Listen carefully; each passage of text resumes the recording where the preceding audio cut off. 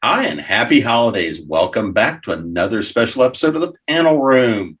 And so I am here again with some of my new favorite troublemakers and some not so new favorite troublemakers, as we're going to be talking tonight about some holiday movies, specifically around Christmas and New Year's.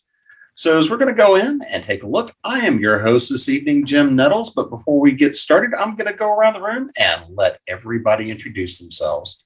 So Jenny, I'm going to let you go first. Okay, I'm Gini Koch. I write the Alien Catherine Kitty Cat series for Daw Books, and I write under 7-minute pen names and in all lengths and genres. And I have a few Christmas movies I love. Lola? My name's Lola Lariscy. I've written a lot of short stories and articles, and one book called True Limb Spaceship Captain Earth Detective. I've been writing my second book for a long time. And I love any kind of genre movie, just about. Nancy? I'm Nancy Northcott. I write historical fantasy for Falstaff Books, and I independently publish several types of romance and science fiction. And I'm a real sucker for Christmas movies, New Year's movies, so we'll see. So yes, as we start to think about New Year's movies, we'll be coming back to that towards the end of the year. The end of the show. So we'll pick one or the other. So when we talk about things like Christmas movies specifically, and this time of year, it's all the nice, warm, the fluffy, everything is all nice and happy until the spirits come out. So what is your favorite Christmas movie? Let's see. Lola, we're going to start with you. Okay, now there's favorite and there's fun campiest. We'll come back to campy. Trust me, we're going to hit campy. Okay, then I would say my favorite Christmas movie is Gremlins. Because it's a cute movie. I love it. I was a kid when it came out and it scared me. And they're cute until they're not cute and it's Christmas. And just to reiterate, Darren, anything that can be beaten by a ceiling fan cannot take out critters. I promise you. So, Nancy, what about you? What's your favorite Christmas movie? Well, my all-time ever favorite Christmas movie is one that's almost never on TV anymore, and I don't get to see it because I don't own it. It's the original black and white, Maureen O'Hara, John Payne, Edmund Gwynn, Natalie Wood, no coloring, Miracle on 34th Street. I just love that movie. It's about the power of imagination, and that goes so perfectly with Christmas and everything it's about everything Santa Claus represents. And I just love it. It's my favorite. Jenny? My favorite is more recent, though I do love Miracle on 34th Street so much. The Man Who Invented Christmas. It's about Charles Dickens. I'm a huge Dickens fangirl. It's extremely accurate while also being extremely fun and interesting. And I say this all the time, and I'll stand by it forever. I've never seen a movie that so aptly captures what it's really like to be an author as that movie. Most of them show us just typing or writing, and that's not what it's like. And this shows so well. It was the first movie I'm like nudging my husband in the theater going, that's exactly what it's like. That's exactly what it's like. And it's a really good movie. Dickens basically turned Christmas into a holiday. It was a minor holiday before A Christmas Carol. He self-published A Christmas Carol. And he also is directly influential in charitable giving. So he was a rock star, and this is just a fabulous movie. So I love it. I try to watch it every year. I try to watch it in the middle of the year too, because I love it that much. Yeah, and I thought that being a writer was just like, The Shining. But anyway, and when I look at favorite Christmas movies, and I know this is going to shock everybody, of course, it's got to be one that's a little bit more difficult. I love Bad Santa. That has been our Christmas movie since it came out. And so I'm always a big fan of it, but it's a really good redemption story. You actually get to see the full arc and the full redemption and get that happy, the joy in seeing somebody find that real redemption. Now, the fact that they made a sequel to it, I could not sit through it, but that's neither here nor there. So it doesn't exist. But the original Bad Santa. Now, but going beyond that, what about more recent, more modern movies? So you're talking about The Man Who Invented Christmas. That's pretty recent. One came out last year that we watched that I was actually really impressed with. It's called Jingle Jangle, Jingle Jangle. And it's a fun musical. They really kind of caught that energy and that old spirit like you haven't seen done in Christmas movies in a long while. So I was a big fan of that last year. We're already talking about watching it again this year. Is there something else more recent that you've seen that really kind of captures and brings you back that feeling of Christmas you had when you were a kid? Because for me, seeing that story really was a fun movie. So Nancy, I know that's why I'm going to make you wait. So Nancy, you're so mean. You're not Santa, you're Krampus, and I'm afraid of Krampus, so I haven't watched it. I would be afraid of Krampus too. For our family, it's A Christmas Story. There's just something about that 1930s era and the giant bulbs on the Christmas tree that now they're retro, but back then they were what you had. And the windows in the stores and just the family dynamic as they deal with all the parts of the run up to Christmas. We really love that one as a family. And, it's on like continuously on 2 different stations. So we have an opportunity to watch it. We try to pick it up at the beginning on one station and watch it to the end instead of the middle and wait till it gets around to that. But we could do the middle and wait till it gets around to it because we've seen it that much. All right, Jenny, what about you? And I've completely blanked because you made me wait. I've completely blanked on the titles, but it is the Santa movies with Kurt Russell and Goldie Hawn. There's 2 of them. He's Santa, she's Mrs. Claus, and they are delightful. I approached them with a lot of trepidation, but they are absolutely delightful. They're movies I wish these are 2 and I think they're TV movies, but they're 2 movies that I wish I'd had growing up because Christmas they Chronicles. are yes, the Christmas Chronicles. So they're just wonderful and they're loving and they're not cloying. You think they're going to be cloying, but they're not. And I even like them more. I like the 3 Santa Claus movies with Tim Allen, but I like the Christmas Chronicles better. The Tim Allen ones can border on cloy, and I didn't find this, even though I really loved it, especially the first one. But this, I just really love them. I wish I could have grown up with the Kurt Russell, Goldie Hawn, though of course then they would have been children, but you know what I mean. So I love those. Highly recommend. What about you, Lola? There's a newer movie that I saw, I guess last year. It was on one of the streaming services. I can't remember which one, but it's called Anna and the Apocalypse. It's like Glee with zombies.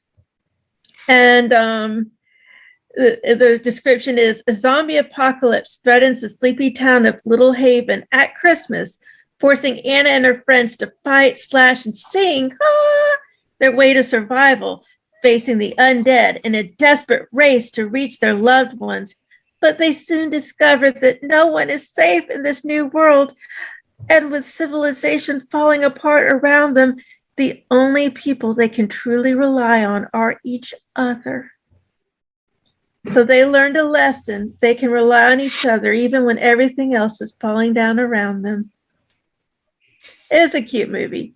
Singing, dancing. It's just really funny and cute. I liked it. A musical apocalyptic film for the holidays. Zombies. That sounds exactly like what I'd play for a drinking game. It's perfect. Mm-hmm. I want to kind of now play a little bit of the game of, Christmas movie or not. So I'm going to throw the easy one in the air just because I can start a fight with it. Die Hard. Oh, it's totally a Christmas movie, 100%. Yes, 100%. Die Hard 2 is as well. Mm-hmm. Both of them. Yeah, if there's a Christmas tree, it's a Christmas movie.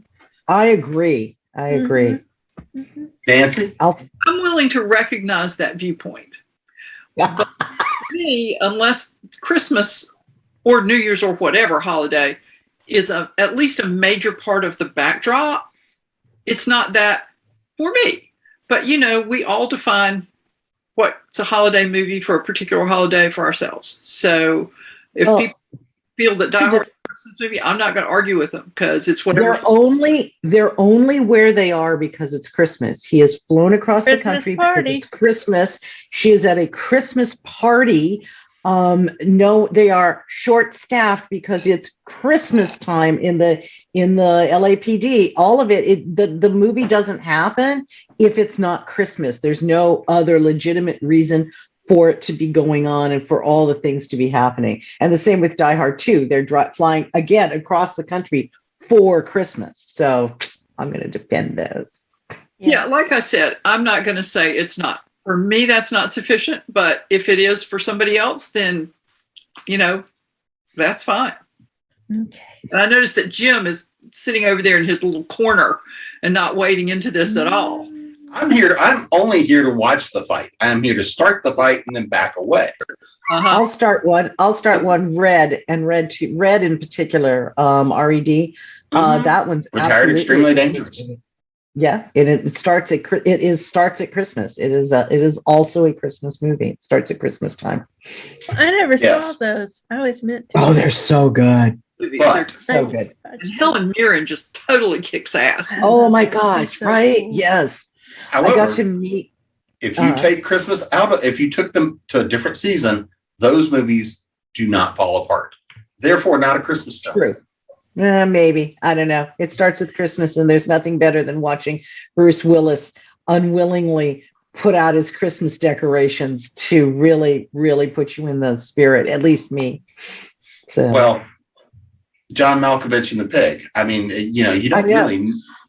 I got to meet the screenwriters at Comic-Con, and one of the questions that my husband asked was, did you just take this directly from the comic? Did it kind of storyboard it? They're like, oh, no, it's a completely different medium.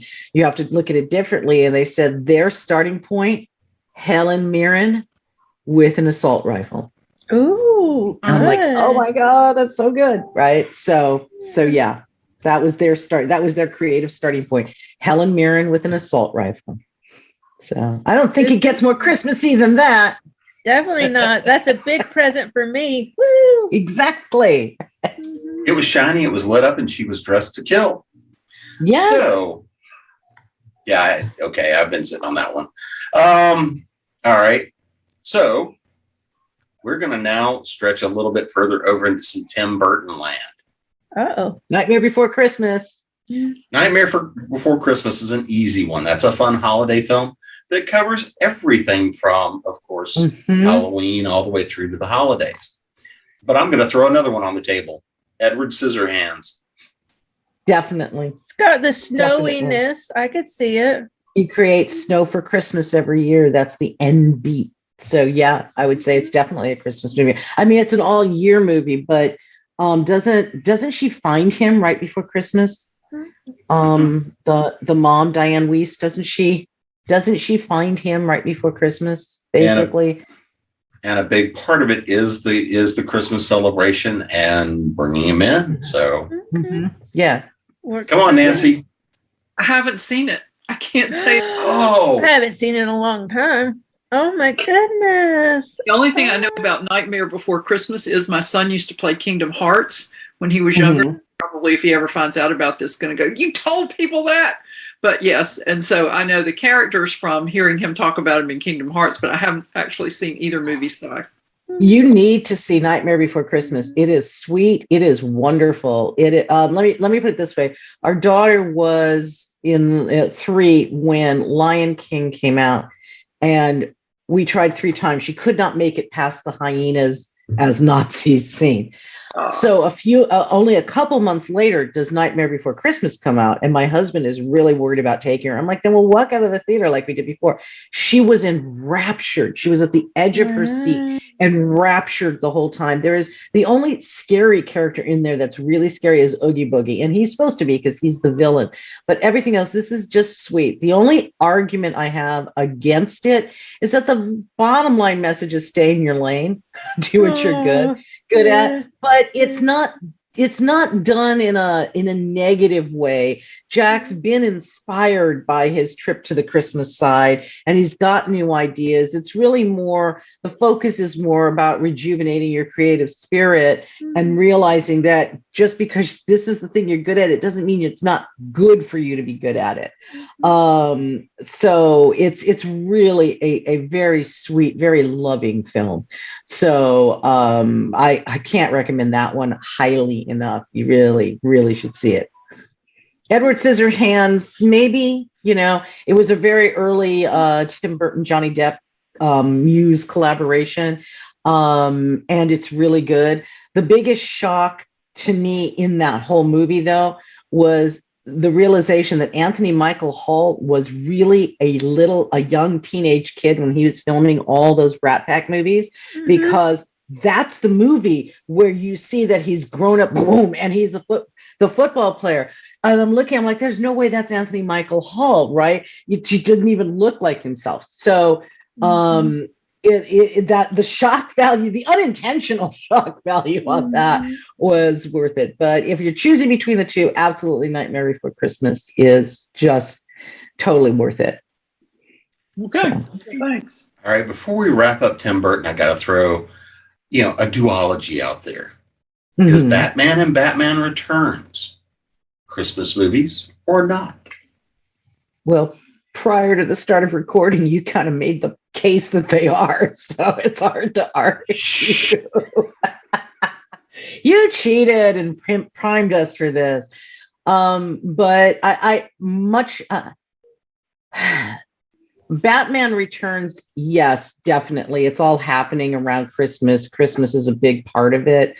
I don't know. I feel like the parade was the Macy's Thanksgiving Day parade, not so much a Christmas parade. So in Batman, so I'm not sold on Batman, but Batman Returns, yeah, I'm sold. That's a Christmas movie. Are you? Okay. Sorry, didn't Nancy? No, go for it, Nancy. Well, I have a real bias against that film just in general, because it's so grotesque. And I kind of want a Christmas movie to be more fun and feel good than that movie really is.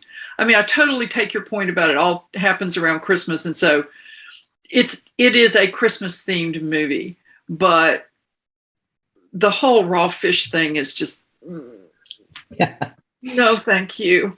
So, I mean, for me, it's not a Christmas movie because it doesn't generate the vibe that I like out of a Christmas movie. But I see your point. Sorry, Lola.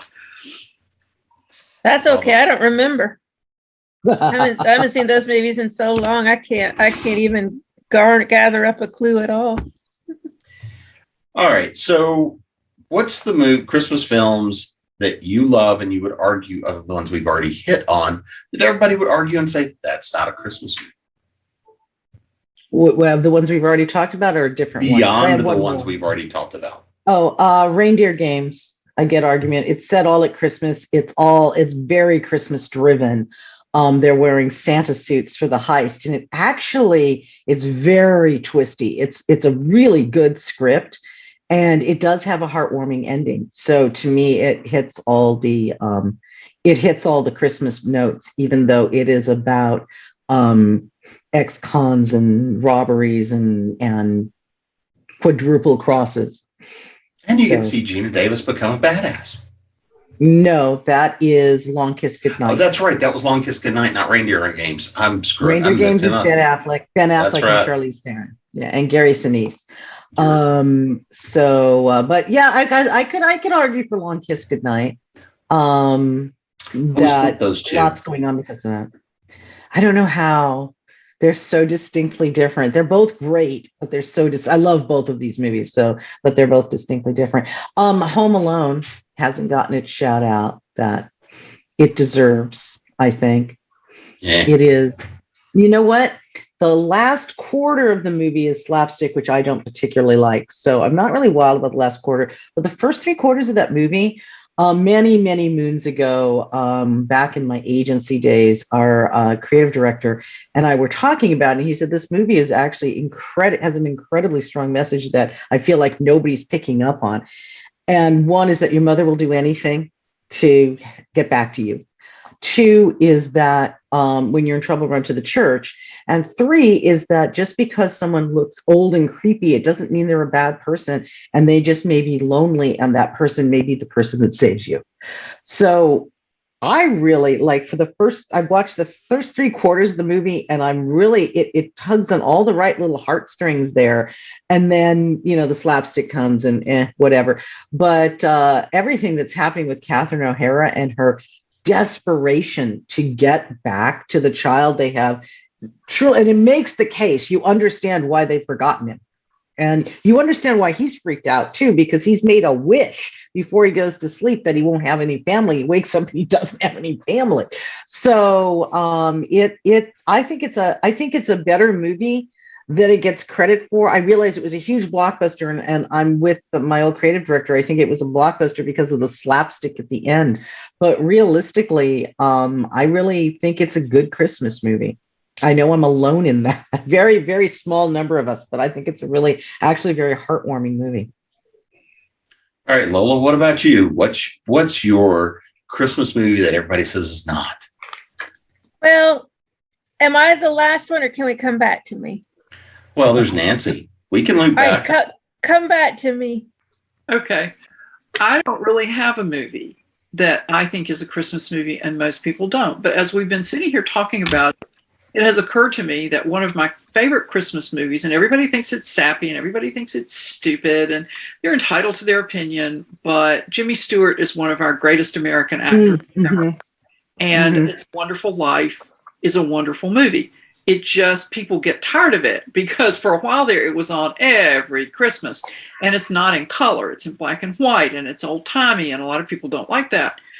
But you could argue that aside from the part at the very end where the little girl says to her dad, every time a bell rings on a Christmas tree, an angel gets his wings, that's really the only part that's critical Christmas in that movie. The rest of the movie is about the difference one person's life can make. And so even though it is a Christmas movie, and I'm kind of twisting your question on its head, you could argue that it's really not, because the bell on the Christmas tree, yeah, that's nice, and we associate angels with Christmas and so forth, but that could have been anything. That could have been, the wind making a tinkling noise in the branches or something like that. But everybody shows it at Christmas because it's got so much heart, and you've got this somewhat cantankerous angel trying to get his wings. So I love that movie. And Bert and Ernie, the cop and the taxi driver, Bert and Ernie, live on Sesame Street. So what's not to like? And I actually was going to make the argument that's almost more of a New Year's movie than a Christmas movie, because it's about that view of what things can be with the turn of the new year. Even though it's really you get to that piece at the end, I almost argue most of the time that that's more of a New Year's movie, but that's just my weird sense of humor. Well, you could look at it that way. Yeah, I agree. I mean, there's been 1,000,001 remakes. That story gets retold, and they are not always told at Christmas time. The setting is not always a Christmas reflection setting. So, yeah, I have a real bias against remakes because I tend to, with fandom, with everything, I tend to glom onto the first thing that I fall in love with. And so for me, Star Trek is always going to be the original series. Superman is always going to be Christopher Reeve, although I did watch reruns of the George Reeves show as a child. And so the first It's a Wonderful Life I saw was Jimmy Stewart. The first Miracle on 34th Street was Maureen O'Hara and John Payne. And so people need to stop mucking with my movie. I'm sorry, but they just need to cut that out. Just had to get you still get your movie. It's just somebody else gets their movie. That's the remake. And occasionally a remake can be better. Ocean's 11. Yeah, so much better than the original. In place of my movie, and I don't get to see my movie. So, Oh, the original Ocean's 11 would be a Christmas movie. Yes, it would, and it's awful. Please don't see it. Run in the opposite direction. Run. Oh, it's so awful, so bad. All right, Lola, what have you figured out? There was one that I thought was Christmas. It's a winter movie, and in my head, it's Christmas because there's snow. It's called Let Me In. It's the American version of the. Let the right one Let in. the right one in. Yeah. Oh my God, that's so creepy. It just makes my spine tingle, and I love it. And there's snow. There's so much snow that I think of it as Christmas, but I don't think it is because something I was reading said March, and it was released like in February, and I'm like, boo! They just totally took the wind out of my sails. But anyways, we're gonna put a red bow on it and call it a Christmas movie. I love your choices. Choices. Thank Post-apocalyptic and vampires. and creepy vampires, vampire children. Mm-hmm. Love it. Thank you. I have one that bridges Christmas to New Year's. All right. So when we're there, hold on to that. Okay, I'll hold on to it. Okay. So what's your campy favorite?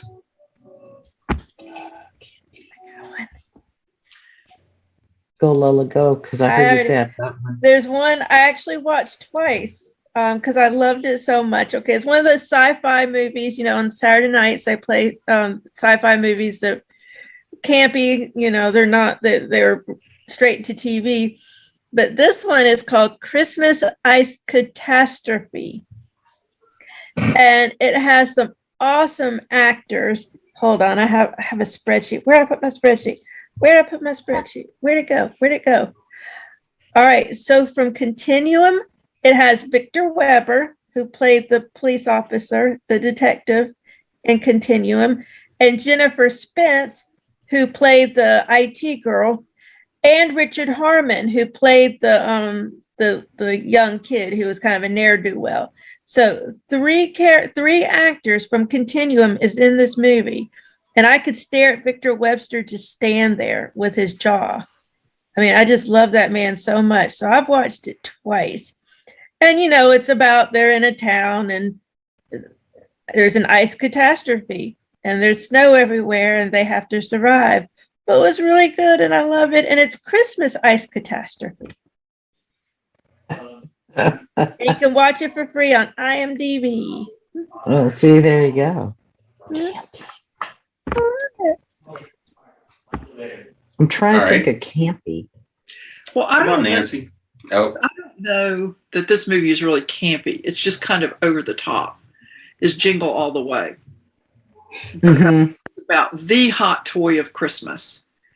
And Sinbad and Arnold Schwarzenegger are running all over town trying to get this hot superhero toy for their kid. And poor Robert Conrad is a motorcycle officer, and they keep running into him, and disastrous things keep happening to him because they run into him. And it is kind of over the top. I wouldn't say it goes quite as far as campy. And I think it was one of Phil Hartman's last movies. And he's the neighbor who's kind of perving on Arnold Schwarzenegger's wife, Rita Wilson. And there's a thing with a reindeer, and the reindeer gets loose, and somebody thought it'd be a good idea to have a reindeer for Christmas. So it's kind of ridiculous and it's kind of over the top. I don't think it really qualifies as campy, but I always enjoy it because, hey, superhero toy. All right, Jenny. Office Christmas Party. I had to look it up. And you know what? It was actually sweet. I'm going to defend it. It's very much over the top. It's very funny. And there's a really strong beating heart in that whole thing. It's got, scatological humor as well as everything else, and so I would definitely say it's one of the campy over the top ones, but it was really good. I thought there's that sweetness, that the thing that Nancy's talking about, that, if it doesn't have it doesn't feel like a Christmas movie. This movie has that. I forgot about that one. I was there as you were talking about. I was like, oh yeah, I remember seeing that. I think I watched it at like 2 a.m. because I saw that at a premiere. So oh, wow, okay. Yeah. You were serious about it. No, Um, I was, No. it was Ben, I was still in Phoenix, and I was doing a lot of movie premieres for a couple of media outlets I reviewed for. Okay. So I'm going to throw another film out here. I want to see what everybody's take is on it, because I know I'm usually the one that's like, no. Elf with Yeah. Will Ferrell. Oh, I'm sorry. Was that my out loud voice? The only good part of that is Peter Dinklage and Bob Newhart. But I really don't like Will Ferrell. I mean, it's a cute movie, and it's not on our rotation. Let me put it that way. Not on ours either. Will Ferrell is very good at what he does. It's just not my thing. I can take him in a supporting role, but if he's got to carry the movie, it's an exercise in 2 hours of me wanting to throat punch the leading man. All right, Lola. It's a little too cute. I've never watched the whole thing. I'm like, okay, so he's a human, he's tall, he's with all the elves, and now he's going back to Earth. Wait, what? I'm like, I don't really get the point. Okay. I couldn't do it. I'm not a big Will Ferrell fan, admittedly, but I could not do it. I've tried. I have so many friends that love it. I made it through. I can't make it through. I was just like, nope, this is pure saccharine. I made it through once. And there's not enough. Well, this is pretty much my statement from any movie he's in. There's not enough Peter Dinklage in the movie, nor is there enough Bob Newhart in the movie to make it worth ever rewatching. But yeah, if you like watching Idiot Man-Child, that's the movie for you. So. Yeah, if I want to see that, I'm going to see whatever I'm up to. I mean, that's really all I need to do. Right. Just no, you're way smarter. You can't pull up Idiot Man-Child. Okay, I'm sorry. That's not fitting. All right. So as we're talking about Christmas movies, very specifically, what are the things for you that really make something a Christmas movie or a Christmas story? That thing that if you don't have these elements, it's just not going to work for you. So Nancy, I'm going to tap you for that one first. Well, for me, Christmas has to be pervasive. I mean, I was talking about this with another writer a couple of months ago. And in any kind of a holiday story, the holiday can be a backdrop for the story, or something about the holiday can be a goad in the story. The characters can react to that, and it can help to move the plot along. So I'm happy with either one of those things, but it has to have a really happy ending. There can't be any loose ends. There can't be any lingering resentments and quarrels at the end of it. And usually I'm okay with those in a movie. I like my movies to have the good guys win at the end, but I don't care about everything being moonlight and roses, or in this case, elf sprinkles and sugar cookies. But for a Christmas movie, that's what I want it to have. She just described Die Hard. Okay, I'll shut up. Exactly. Good guy wins. Spoiler. All right. Yes. Nothing, no loose ends. Yeah. No right, dangling ends. Dangling. Wrong. That's the wrong film genre. Yeah, I see what you did there. Dangling. Sorry. I had to. So what about it, Lola? What is it for you? What are the things that really mean Christmas movie for you? Well, like I said, Snow, we know. Yeah, snow. I like tinsel and Christmas trees and Christmas lights and family coming over, even though I don't have much family. Just the warm fuzziness of it. And if there are chainsaws and vampires, makes it better. All right, Jenny. The snow. Oh. Yeah. What about you? Well, my main requirement for visual entertainment is good-looking leading man, and that doesn't really go away, even if it's a Christmas movie. I don't have the same requirements. I have a much wider view of what works.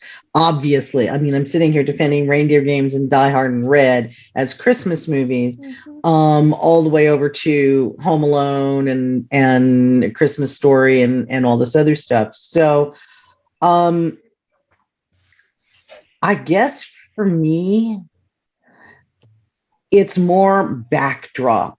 I don't care if I'm in the mood for, a perfect Christmassy feeling movie, well then that is something like Miracle on 34th Street or A Christmas Story, things like that. But if I just want, it's like, I want it to be in the season, but it needs to be a little bit more, and then I'm going to watch Reindeer Games or something like that. So I don't have a more, I think about it as a backdrop versus let's all, watch everybody, get up to the presence moment. And I would watch Reindeer Games, Die Hard, or Red multiple times more than A Christmas Story, even though I think it's a really good movie. So some action in there is probably good. It's probably why I like the Christmas Chronicles, because there's action and adventure in it, and Kurt Russell. So I always like the factor of holiday movies that bring in that idea of seeing family, seeing a bit of how the conflict works, because you always have to have that, but it's still, at the end of it, it still has to bring it all together and still make people remember, whether they're by blood or by found family, why they want to spend that time together, or sometimes not. I mean, that's really the thing I want to see. And I mean, pretty much all the films we've talked about in some way, shape, or form, except I think for Batman, have done a good job of doing that. So before we dive over into New Year's films, what's the one guilty pleasure Christmas movie you have to watch every year? Like, we've not talked about the quintessential Griswolds. They are the quintessential Christmas Story family. You got to watch every year. So I don't. Yes, but I'm trying to be in competition about the lights. That's just me. I want to blind satellites. Well, there's Christmas the Cranks if you want that too. Guilty pleasure. So Jen, guilt. I don't do guilt. I really good don't. answer. I really don't. There's nothing I watch that I'm ashamed of. I'm trying to think of something that I'm holding my one for. That's the bridge between Christmas and New Year's. And I'm not guilty about that at all. And I've never seen the Star Wars holiday special. See, I didn't even bring it up this time. I didn't even bring it up this time. I did. Thinking about it. I don't have a guilty pleasure. It's more of gosh, maybe it'd be nice to watch The Grinch this year versus something else. I don't have anything that I wouldn't that I haven't already been talking about and defending to my knowledge. I mean, I'm sure I've forgotten a bunch of movies that we watch, but there's nothing I feel guilt about enjoying. Lola? Well, I'll say not just one movie, but a whole host of movies. I watch all the Hallmark movies and mysteries and Lifetime Christmas movies. I've already got a pile on my DVR, and it's at like 90-something%. I watch them all. Some are great, some are good. There's one, oh my God, it was so good. It was on the other night, called One Night in December. It had Bruce Campbell and Peter Gallagher, and they played an aging Simon and Garfunkel type duo, but they had a big falling out 10 years before because one's a raging alcoholic, and their kids are trying to spearhead a concert because the one who is drunk off his ass all the time, he remortgaged his house and he's going to lose his house if they don't. So of course, one kid is a young lady, the other kid is a young male, from Agents of S.H.I.E.L.D., Brett Dalton. And, they grew up together, but I guess all it took was one magical December and they realized they loved each other. But I really liked it because it wasn't just the love story. It was, the story with the two men who they went through so much and they're trying to get their lives back on track. And it had really great music and a really great title sequence at the beginning because it had them, they must have did some CGI or used old pictures because they made them look, like they were more like in their 20s. And the album covers kind of like Simon and Garfunkel, the old album covers, just really good. So I will sing the praises of some of the movies, not all of them, but it's worth sifting through all the chaff to get the really good ones. All right, Nancy, what about you? Well, I like to watch, no surprise to everybody at this point, I'm sure, the original How the Grinch Stole Christmas, narrated by Boris Karloff. Mm-hmm. It's not any kind of a guilty pleasure, though, because it was a classic for so many years and arguably still is. But there's one movie that I really enjoy, and this is probably one that a lot of people would say it's not a Christmas movie. And it's about a boy, which stars Hugh Grant, Nicholas Holt. No. Holt. Yes, Holt. Yeah. He plays Yeah, boy yeah. in the I X-Men. love that movie. Now he's grown up. He Yeah. changed a bit. But I think I like it because it's not Hugh Grant's usual suave kind of debonair know-it-all. Nor is it his cute klutz. This character is different. He's a man whose deceased father wrote a hit Christmas song. He lives off the royalties. He can't stand the song. And so every year when the song is playing everywhere, it just makes him crazy. And Nicholas Holt's character just kind of adopts him because this child is lonely and he's being picked on. And so they both have a really big growth arc in that. And Hugh Grant's character does some stuff that you just want to smack, like on NCIS, when Mark Harmon goes on the back of somebody. Yeah. You just want to do that a lot watching that movie. But Toni Collette plays the boy's mother, and she's really good. And it's just a movie with a lot of heart. And I do believe there is a Christmas scene at the end of it. And it kind of shows you how much Hugh Grant has changed because he's a loner and he's kind of a dog, frankly, in his approach to women up until the end of the movie when he tries a stunt using Nicholas Holt to try to help him get girls. And boy, that backfires big time. But it does kind of have a Christmas movie and it has a very Christmas thematic ending. So it could also qualify as a guilty pleasure because you really do just want to smack Hugh Grant a whole lot through the movie.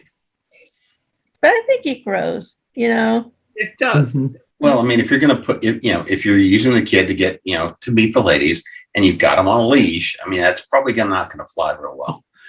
Well, he gets caught out. Can we mention, Yeah, I was going to say, can we mention the Christmas movie we loathe? Because there's one I really hate. Oh, yeah. Yeah, Love Actually. That piece of garbage. I cannot believe people like that. I found it utterly saccharine, utterly devoid of anything resembling real human feeling, and yet people love it. I can't stand it. I've watched it once. I'll never watch it again. I'd watch Elf again before I'd watch Love Actually again. And Love Actually has good-looking leading men in it beyond Peter Dinklage. So it's got more going for him. It does have Hugh Grant. It does have Alan Rickman. What's his name? It has Alan Rickman.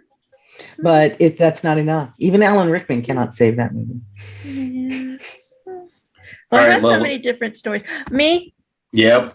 Since you've been shattered by something I have to agree with. But anyway. Well, I don't have one that I hate that I can think of. But if I could, I'll just say a little bit about Love Actually. It has like 5 different stories. So the thing is, I mean, it's almost like 5 different movies put together.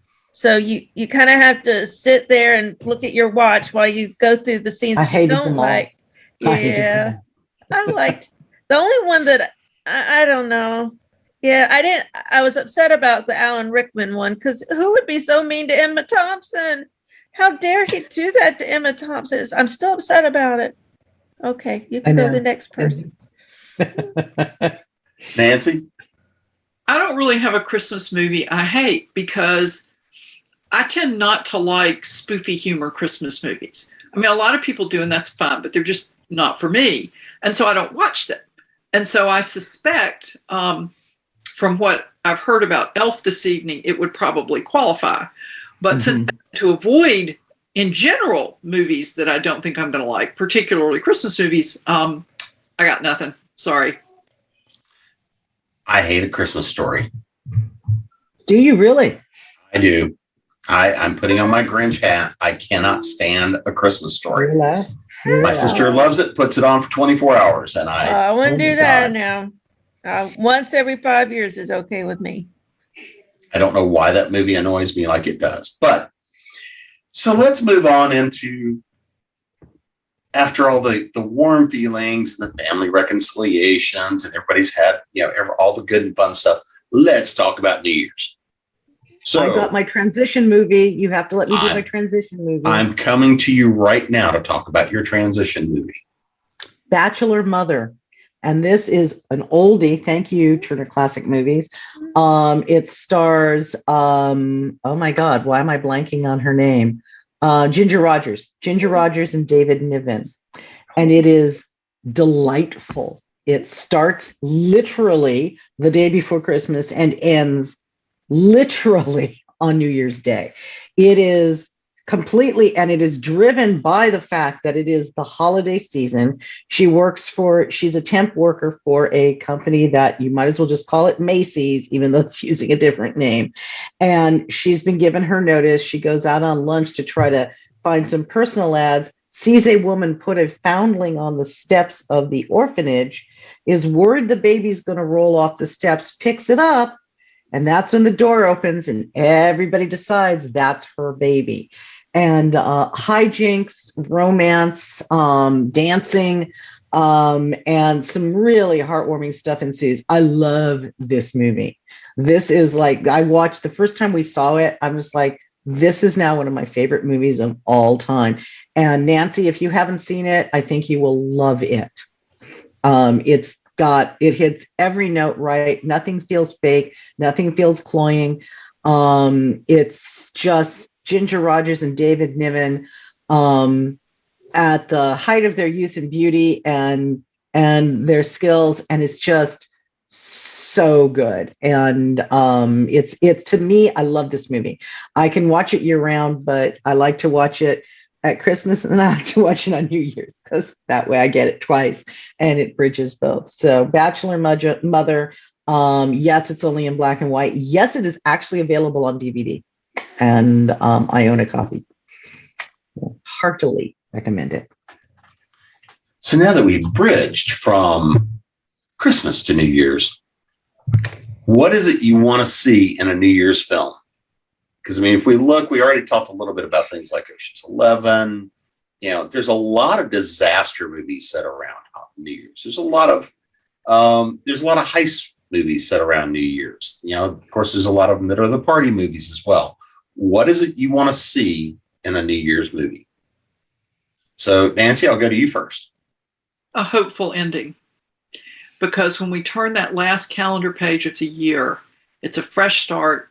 It's a chance to leave behind all the things that haven't been great in the year before and start anew. And so I really want a New Year's movie to end on that note. I mean, when I was looking up movies to prepare for today, it said Poseidon Adventure was a New Year's movie. And I guess it is. Mm-hmm. I guess it is. All of the different versions of the Poseidon Adventure. Mm-hmm. Yeah. It flips over on New Year's Eve. Yeah. And Maureen McGovern, There's Got to Be a Morning After. I mean, that's a very hopeful song.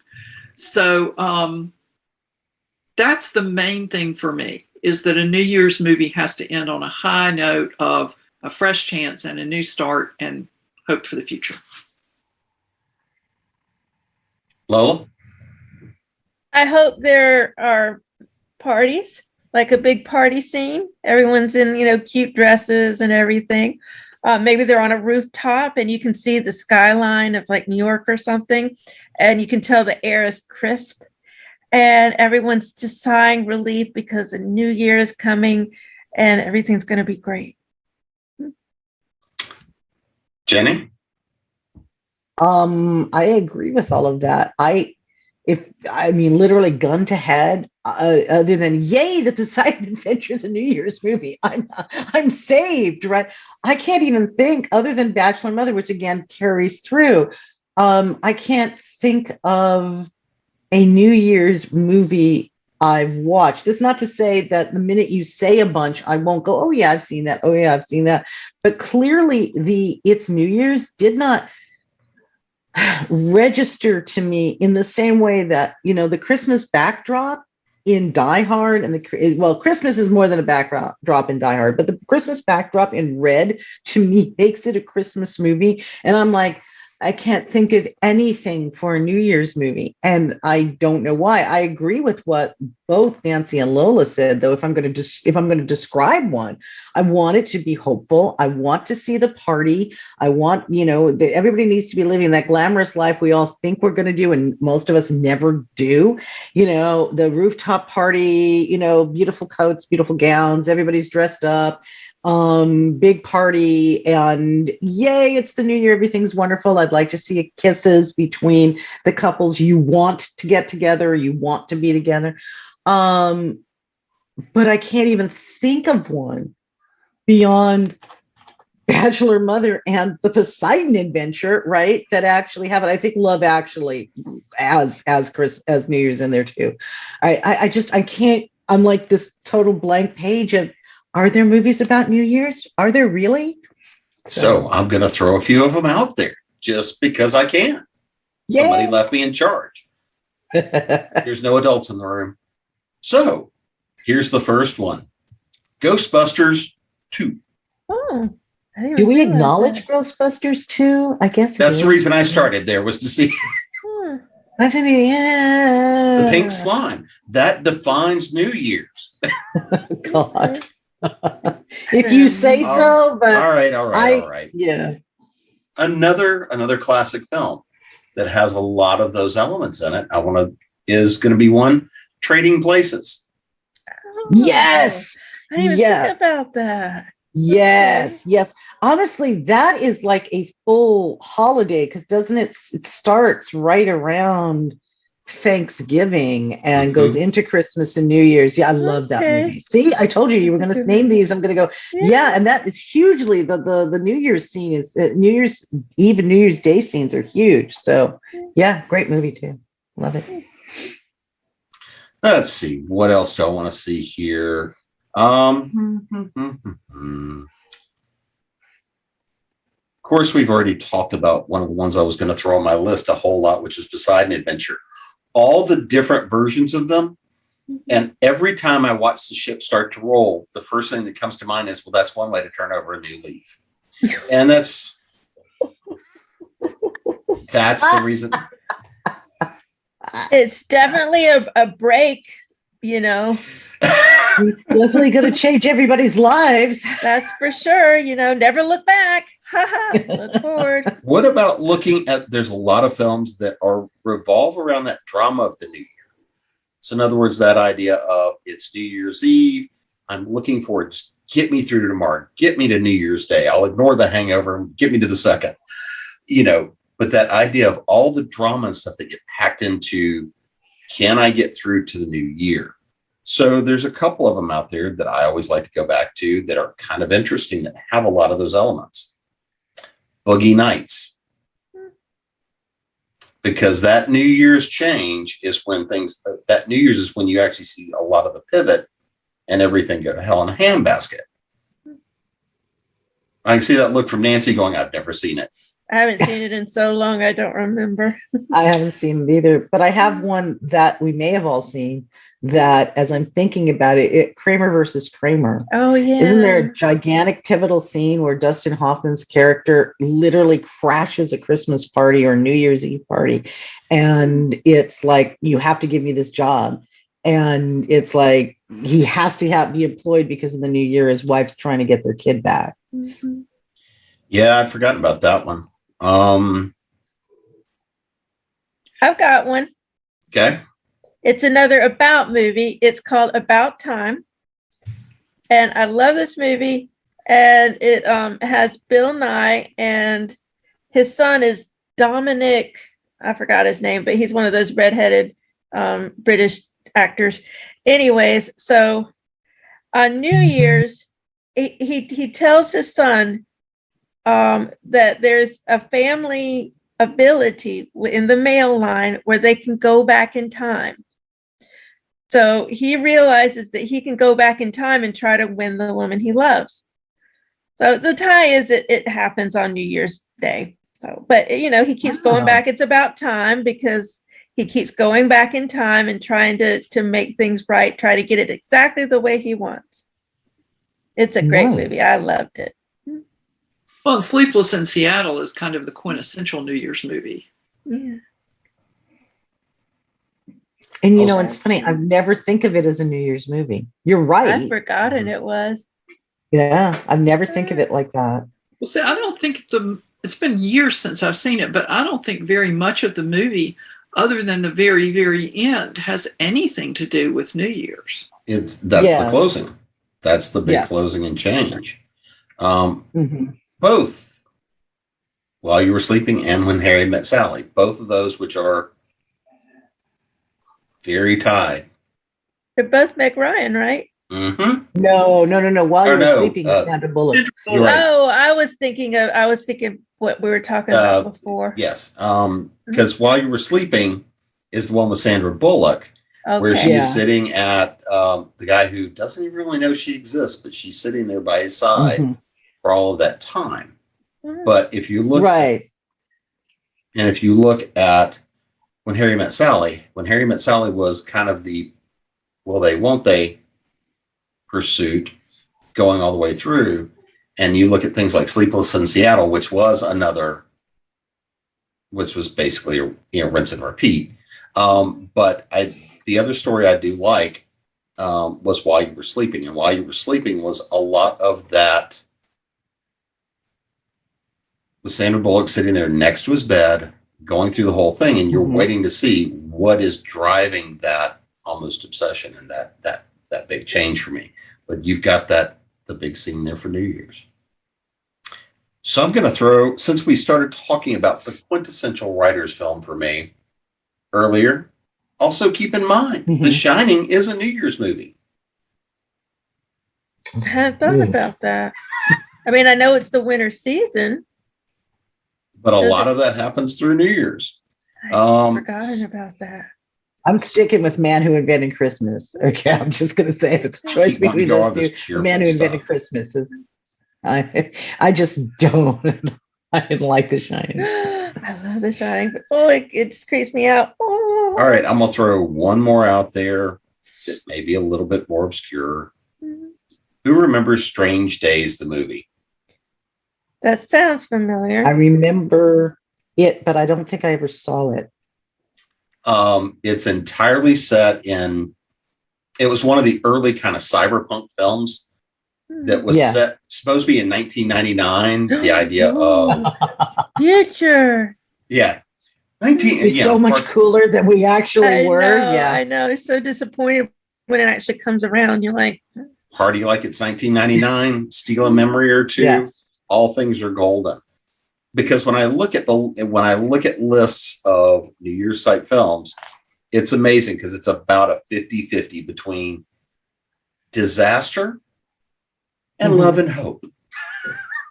I like the disaster. I don't know why. I just do. So, as we're approaching the end here of 2021, let's go with the idea that the coin toss for next year is going to be all about hope. So any more holiday movies, Christmas, New Year's, anything anybody else wants to throw out there? I think we got it. I think we covered all of mine. Nancy might have more. She's much more the Christmas traditionalist of the group. Yeah. Well, I am, but I tend to watch the same movies over and over again at Christmas. Something has to be really appealing for me to step out of my little box and go watch it. Have you seen The Man Who Invented Christmas? Have you watched that? it on a plane, and I remember liking it. There's a man who used to go around doing presentations on Dickens and Christmas. And we saw one of those, and that was his thesis. The point of the whole presentation was that Dickens kind of invented Christmas as we currently celebrate it. Yeah. Well, if you have, it's better when, it's not being stopped for, now we have turbulence. So yeah, right. I recommend it in, like, sit down with the family and watch it, and definitely Nightmare Before Christmas. I really think, because, like, the traditional Christmas movies you're mentioning is traditional. I love too. I love, Miracle on 34th Street. Honestly, up until Man Who Invented Christmas and me seeing Bachelor Mother, that would have been my choice of best Christmas movie. So I really think you should try those, and try Bachelor Mother, because I think you'll really like it. Okay. That sounds good. Well, before we all go run off to watch Scrooged, let's go around the room. Oh yeah, let's not forget those, right? I liked that. Okay, I like Scrooge. I like all the iterations of A Christmas Carol, however you're going to do it. So before we all go run off, let's make it the way around the room and let everybody know where to find you.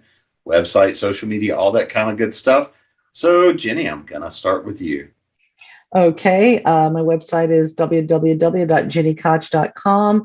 I'm on Facebook, probably a lot more than I should be. I'm on Twitter, and I'm on Pinterest. It looks like I'm on Instagram, but it's a lie. You can find me pretty easily through my website and anywhere else. Lola? My website is LolaLariscy.com, and I spend most of my time on either Facebook or Twitter. Twitter, I tweet during Hallmark movies and some sci-fi shows, and Facebook, I just post cat pictures. So that's my life in a nutshell. Nancy? You can find me, more information about my books on nancynorthcott.com, which is my website. I spend more time on Twitter than is probably healthy, where I'm at Nancy Northcott. I do actually have an Instagram page. I don't remember my username. But if you search my actual name, I think it will come up, because I'm really just getting into Instagram and figuring it out. And of course, when you put your first name and your last initial, and both of those are common, then there's a number that comes after that. And I don't remember what the number is, but okay. I'm there. Okay. And of course, I've had the pleasure of being your host this evening, Jim Nettles. You can find me at jamespnettles.com, authoressentials.net, authoressentialsworkshops.com. Of course, here at ConTinual, I do show up on Facebook, the Hive of Scum and Villainy that is Twitter, occasionally on Instagram, YouTube, and anywhere else I have an opportunity to stir up a little trouble. But until next time, we want to tell everybody happy holidays, and thanks for coming and hanging out with us. We'll see you soon.